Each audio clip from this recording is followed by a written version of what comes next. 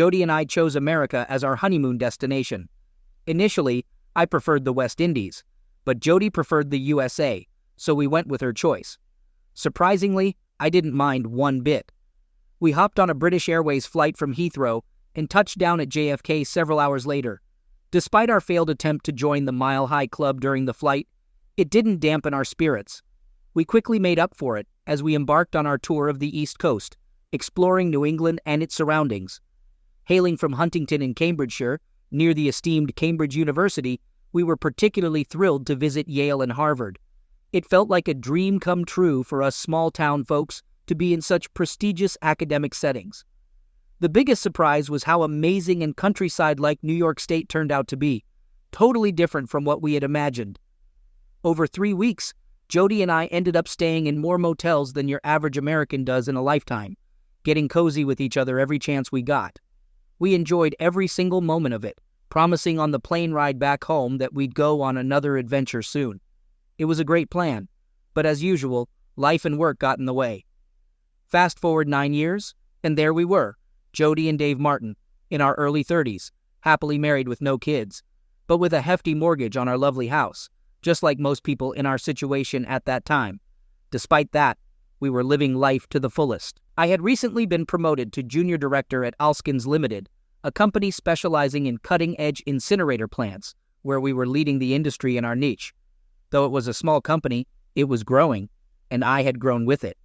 Under the guidance of my boss George, who practically ran the show, I was probably 4th or 5th in line. Jody had done well for herself too, working as a school teacher, but her career progression depended more on seniority than skill, which sometimes left her feeling frustrated that I had advanced faster. I later wondered if this jealousy had anything to do with her actions. Despite any bumps in the road, I can say for sure that we were still deeply in love, maybe not with the same fiery passion as when we first got married, but that's normal. Our love life was decent, with occasional dry spells when we were busy, balanced out by periods of intense activity when the mood struck. Our story begins in the midst of one of those dry spells, but we were eagerly anticipating a much-needed period of intimacy. We hadn't taken a vacation in nearly a year, but with Jody's school break starting the week prior, we were gearing up for a well-deserved trip to the beaches of Spain the very next day. Jody convinced me to go shopping for new vacation clothes, but as usual, I only ended up with a single pair of shorts. Predictably, Jody left the store with 4 or 5 new outfits, each one showing more skin than the last. It was the last outfit she picked out that really caught my attention. Jody always got more daring and adventurous on vacation, doing things she wouldn't normally do at home. That day, she seemed to be fully embracing the holiday vibe, and the blouse she chose definitely reflected that. "Do you like it?" she asked, holding it up for my opinion. "It's a bit see-through," I commented, not really disapproving. "Then it's perfect," she replied with a grin.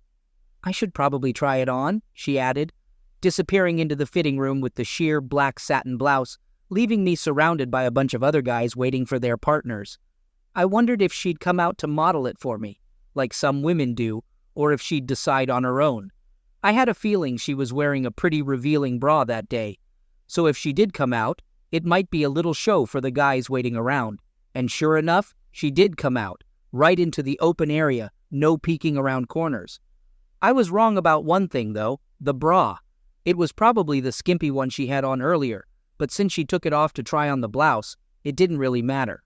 Male eyes, including mine, widened in surprise as Jody twirled around to show off the new blouse. Well, supposedly to me. It was black, it was delicate, and other than that, what could I say? It covered her up. Kind of. It did the job, I guess, but I couldn't exactly say it was protecting her modesty. What was the phrase I was looking for? Showing off her assets? Definitely not. Her upper part of a body were hardly concealed, barely preserving her modesty. We could definitely make out the shape of her chest, no doubt about it. My wife Jody was flaunting her assets for all the guys there, as if she were completely without clothes. The thin fabric of the blouse did little to hide anything, every detail plainly visible. It would have been less surprising if she had been completely without anything, and she seemed to be enjoying it. I couldn't exactly say I was upset about it, but she was certainly reveling in the attention, the cheeky thing. Jody decided to buy the blouse, and we moved on to the next store. That's where she found the new bikini, or what you could call a bikini. She disappeared into the fitting room and took her sweet time. Eventually, she pulled back the curtain and stood there for me to admire.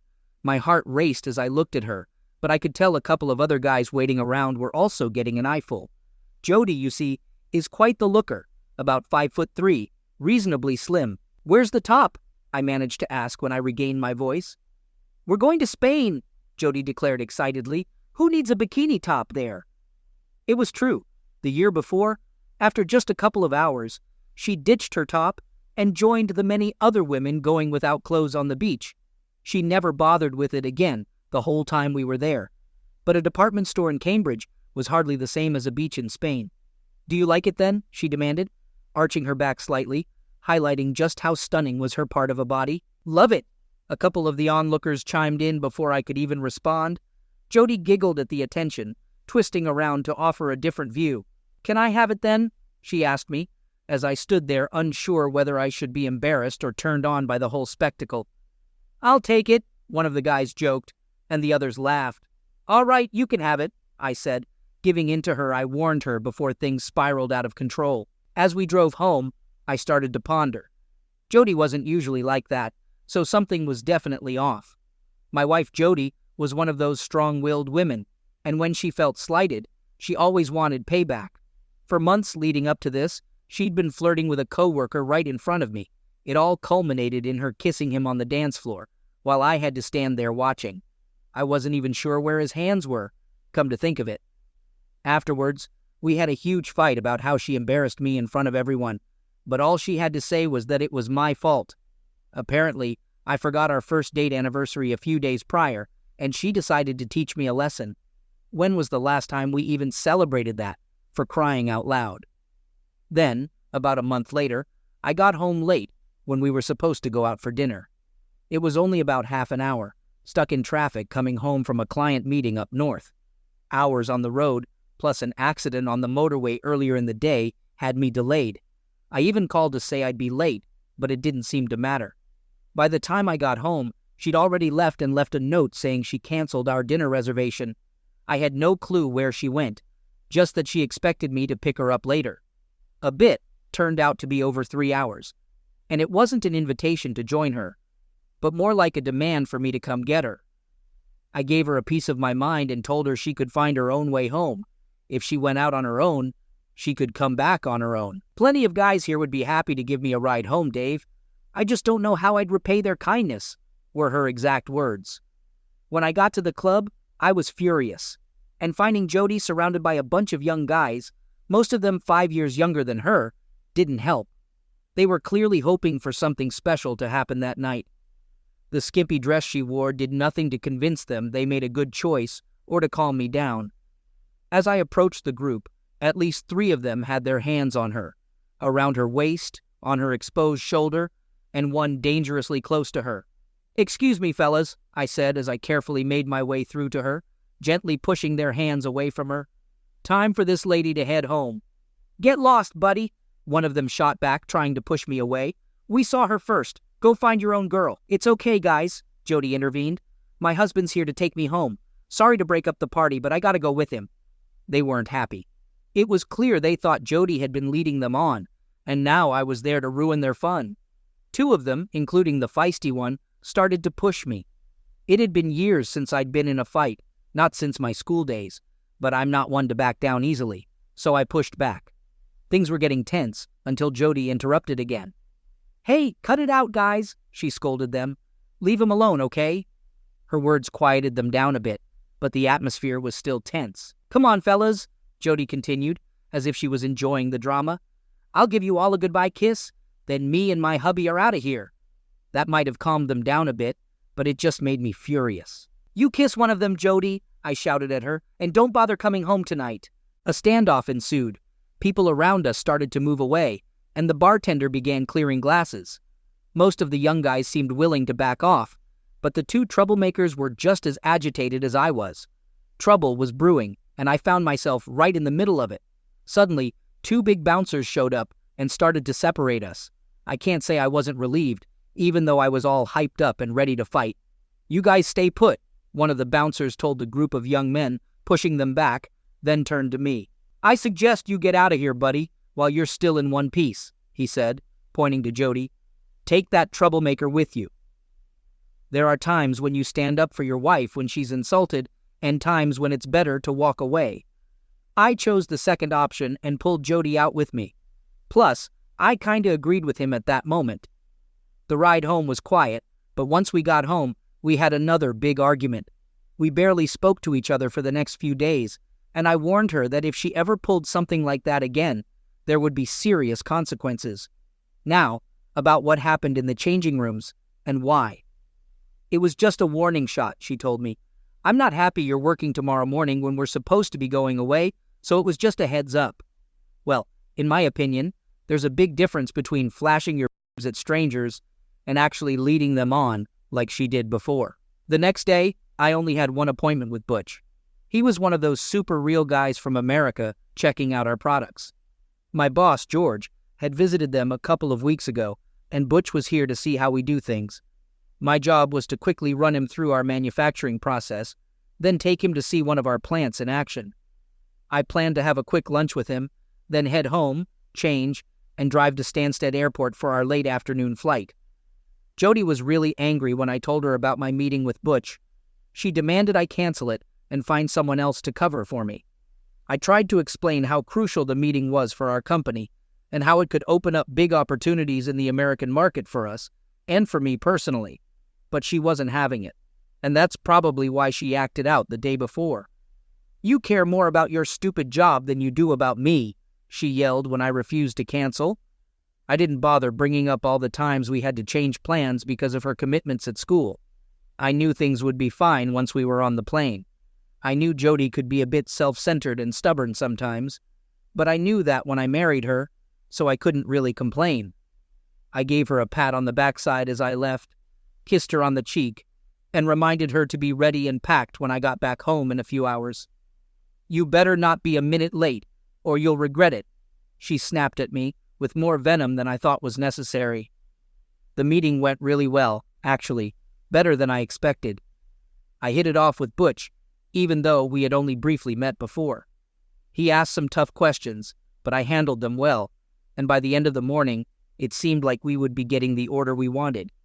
Around 11:30, Butch asked where we were going for lunch. I suggested a local pub, but he had a different idea. "Let's go to Mario's," he said. "We can talk more there. I still have a few things I need to go over with you." I checked the time, saw I had a little time to spare, and agreed. An hour later, we were only halfway through our meal, and he was bombarding me with questions that caught me off guard. How much did he want to know about our company, our product, and even about me? I decided to quickly call my wife to let her know I might be running late. I explained to him as I excused myself to the restroom, not wanting him to overhear any frustration. I figured I'd give it another 10 minutes or so before I'd reluctantly interrupt him and explain why I needed to leave. "You're what?" Jody yelled over the phone when I told her, not willing to hear my attempts to reassure her that we still had time. "I warned you, Dave. If you were late, you'd regret it. I'm not missing this holiday, even if I have to go alone." I tried to calm her down, but it was no use. By the time I hung up, we were both upset, and she wasn't listening to me anymore.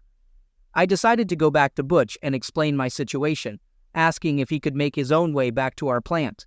That would save me some time, and I'd only be a few minutes later than planned getting home. Butch greeted me when I returned to the table. "Well, Dave, it's time I came clean with you," he said. I felt a sinking feeling in my stomach. What was this about? How did he know I was in a rush? I sat down, bracing myself for whatever news he had for me, worried he was going to cancel the big order I thought we had secured. How did he know I was in such a hurry? I messed up by trying to rush things. Why didn't I just tell him from the start that I had a tight schedule? "I want you to work for me, Dave," he said confidently. "How about moving to the States?" My jaw dropped when I heard that. "Can you repeat that?" I asked once I recovered. "All these questions, Dave, I've been checking you out," Butch continued. "George didn't mention it, but we're planning to manufacture your plants in the U.S., and we need your expertise to set it up." "But," I stammered, but Butch kept going. "George suggested you as the best fit. He doesn't want to lose you, but this deal could be a game changer, and he believes you're the man for the job." George knows? I asked, surprised. Of course, Dave, but I wanted to meet you first to make sure. I collapsed back in my chair, overwhelmed with excitement. Working as an executive in America? Jody would be ecstatic when I told her, but I never imagined it would happen like this. I listened in shock as he outlined the incredible package: a salary beyond belief, share options, a company BMW, even an apartment until we found our own. You've got a plane to catch, he said, wrapping up. You can give me your decision after your holiday once you've talked it over with your wife. I'll give it to you now, I blurted out. I agreed, and I'm sure my wife will too. We both stood up, shook hands, and Butch sent me off to pick up my wife and catch my flight. I walked away feeling ecstatic, but also checking the time to make sure I still had a chance. It would be close, but while heading to the parking lot, I called home. It rang, but no one answered. Checking the time, I realized I was 2 minutes late from when I said I'd be back. By then, I reached my car and dialed Jody's mobile. She answered right away. "Where are you?" she yelled. "On my way home, honey," I said, excited to share the news. "You're an a-hole, Dave," she cut in. "You care more about your job than me." She told me she had to call Terry for a ride to the airport since she knew I wouldn't be on time. Terry? Yeah, Terry Jones, her art teacher colleague. I wasn't too fond of him, especially since he was the one she kissed when we fought last time. "Jody," I pleaded, "I'm almost home, just a few minutes late." "Too late, Dave," she snapped. "I'm halfway to the airport. If you're not here, I'm leaving without you." She hung up, and despite my attempts to call back, there was no answer. I glanced at the time and thought about how ridiculous this situation was. I still had plenty of time to reach the airport and check in, so I turned my car around and headed towards Stansted, arriving there just as I had expected, with at least half an hour to spare. I parked, grabbed my parking ticket, and made my way to the departure terminal, hoping that Jody had at least taken my suitcase with her. I looked around, searched, but couldn't find her, and time was running short. Eventually, I approached the departure desk and inquired if my wife had already checked in. "Oh yes, here it is," the pretty blonde attendant said after checking her list. "She checked in about 15 minutes ago as Mrs. Martin, and there's also a Mr. Jones." "What?" My initial reaction startled the poor girl, and I had to apologize for my outburst. "There must be some mistake," I insisted. "Mrs. Martin, yes, but not Mr. Jones." The attendant could see I was quite upset and double-checked everything for me. "No, that's correct," she finally confirmed. "The tickets were booked under the name of Mr. and Mrs. Martin, but Mrs. Martin changed one of them to Mr. Jones." "Can she do that?" I muttered, unable to believe what I had heard. "Yes," the attendant replied, starting to sympathize with me. Realizing that something unusual was happening, she paid the 40-pound fee for the change, and I was left standing there feeling lost, like some kind of refugee, not sure what to say or do. The attendant explained that Mr. Martin had his passport, which seemed to make everything legit. I thanked her and walked away from the desk, feeling utterly unhappy. What was happening? What was she planning? This was going way beyond a joke. Glancing at the departure board, I realized the plane hadn't departed yet, and they hadn't even started boarding. I hurried to reach the boarding gate, but I couldn't get through without a boarding pass. No ticket, no entry. It was clear. I tried to argue and plead, but when security was threatened, I gave up, went to the bar, and sat there, feeling defeated. I couldn't believe it. My whole world had been turned upside down in just half an hour. Jody couldn't be doing this. No way she could be going to Spain with that guy Terry Jones instead of me. It couldn't be true. I wish someone would tell me it was all just a bad dream. Then an idea hit me. Not the best idea, but it seemed like one at the time. I rushed to the observation lounge on the other side of the airport, hoping to catch a glimpse of what was happening. It used to be an open terrace, but now, with the security measures, we had to watch the planes through large glass windows. I couldn't believe my eyes when I saw her. There was my wife, Jody, walking across the tarmac toward the waiting Boeing 737. She was hard to miss with her flowing blonde hair and slim figure. Then that a-hole Jones stepped off the courtesy bus behind her and followed her to the plane. When he caught up to her, I lost it. Even from a distance, I could see him put his arm around her waist and her kissing him on the cheek. I know I shouldn't have banged on the glass window and yelled, but I couldn't help it. The security guards had to do their job, so they detained me. They let me go eventually when they realized I wasn't a threat. I headed back to my car feeling defeated. Trying to call Jody on her phone was pointless. What a mess. What a disaster. I think I cried that night, but I was so drunk when I stumbled home from the pub that I can't be sure of anything. I couldn't call her in Spain because I didn't have her number and her cell phone wouldn't work abroad.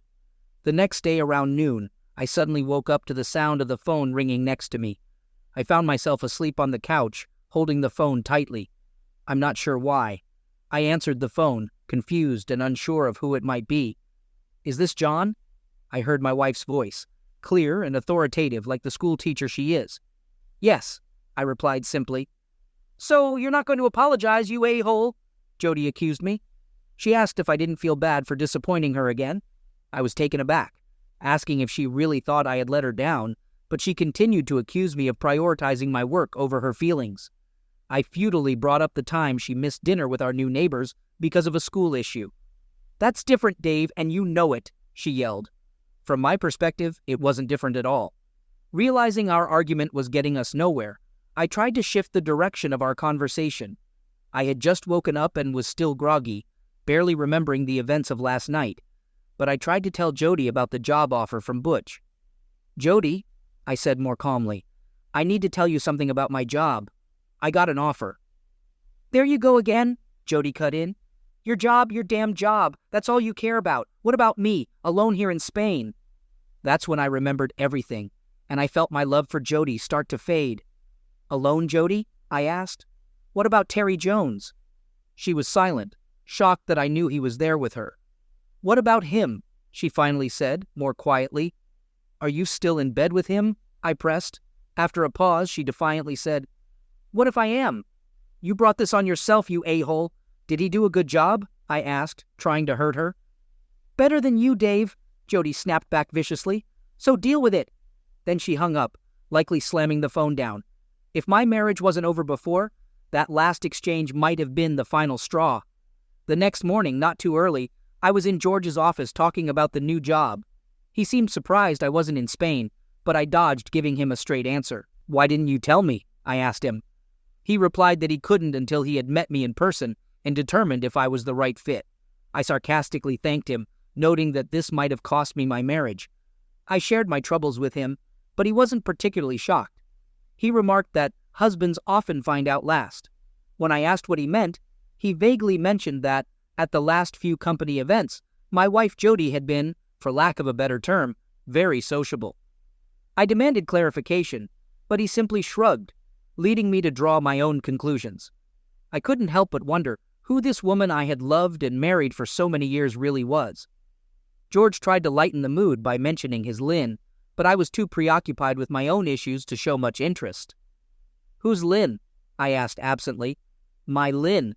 She's what every man dreams of," he said. Confused, I asked him to explain.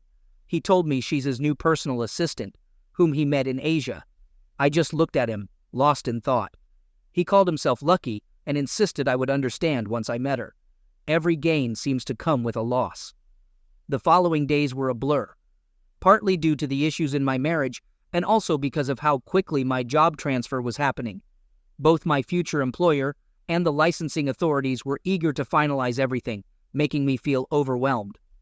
Then Jody called again, as I expected she would, around mid-morning. She expressed her love and bragged about how great her time was going. I attempted to share some news with Jody, but she cut me off, demanding an apology for my supposed attitude. I tried to ignore her taunts and tell her my news, but she interrupted again, claiming she still loved me but was waiting for an apology. In the meantime, she mentioned she had someone else to please. I ended up hanging up the phone, unsure if she had hung up first. Jody sounded like she had been drinking, not completely wasted, but enough that a sensible conversation was impossible. If she prioritized her affair with the art teacher over our potential future together, I concluded that was her issue, not mine. The week turned out to be the most extraordinary one of my life, filled with both incredible excitement and deep sadness.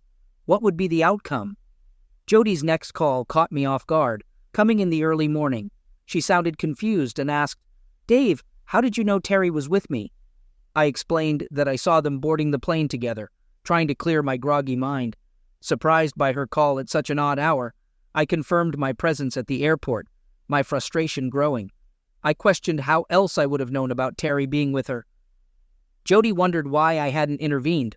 I raised my voice, explaining that by the time I arrived, they had already checked in, and security wouldn't let me past without a ticket, leading to my arrest.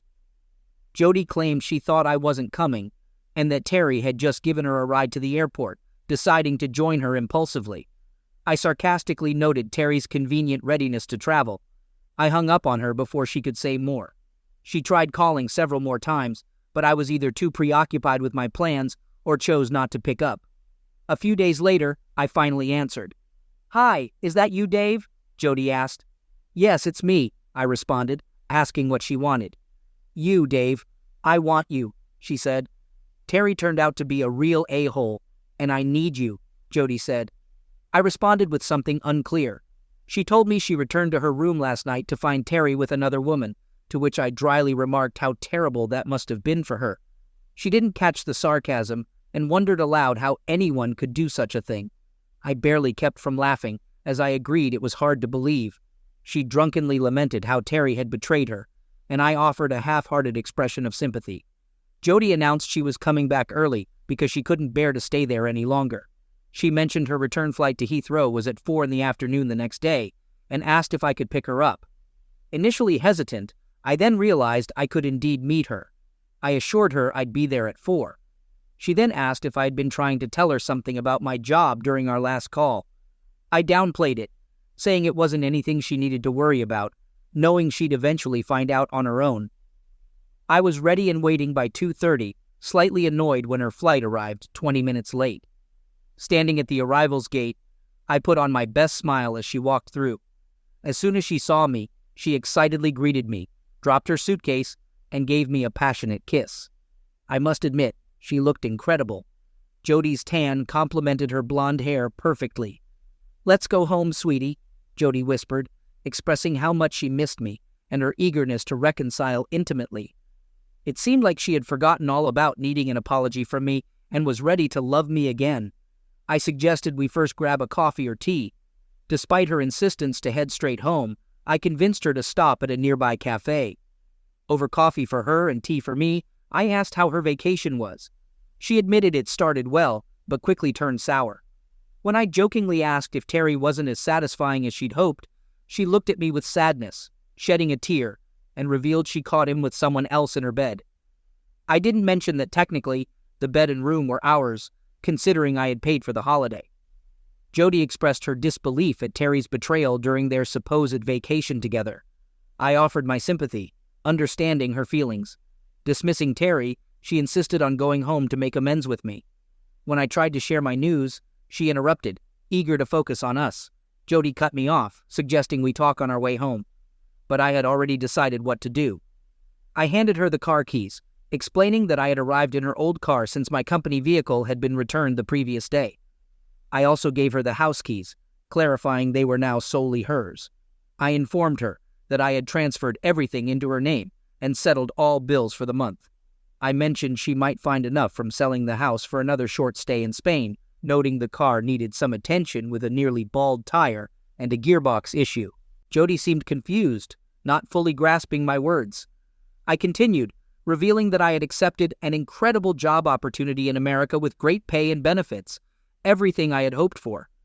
Jody's face lit up with a smile as she processed the news, which made me feel a bit sad. She eagerly asked when we would be moving. I informed her that my flight was leaving in 40 minutes. Her excitement showed when she asked if I had a ticket for her, too. I said no. She then asked when she would join me, and I had to tell her she wouldn't be coming with me. I apologized, but she didn't. 10 minutes later, I walked into the departure lounge alone, leaving Jody behind, in tears at the counter where security wouldn't let her through. The last image I had of her was her tear-streaked face as she watched me leave her life. Strangely, it felt like a familiar scenario had flipped entirely. Just 10 days earlier, I had been the one stopped at the desk, unable to follow my loved one. It was a different airport and destination, but the heartache felt just as intense. Fast forward 9 years, 3 months, and 6 days. I found myself back at Heathrow, in the very same terminal I had left from years ago. It wasn't my first time back, but this time I had been in the UK for 2 weeks and planned to stay much longer.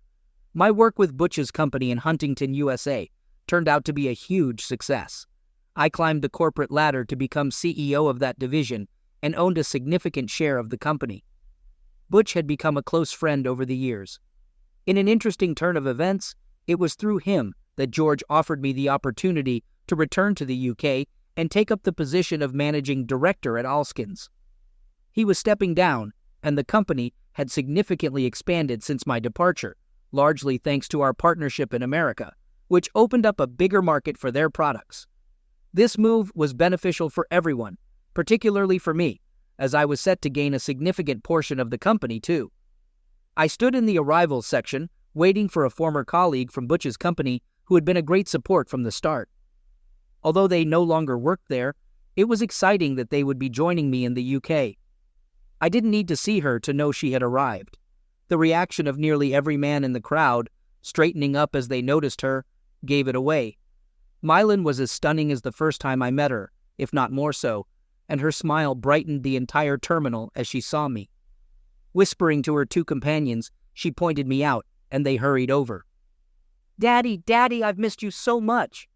Maddie, our 5-year-old daughter, shouted excitedly as she jumped into my arms. She looked just like her mom, and had already made a few young boys sad when she moved to the UK with us.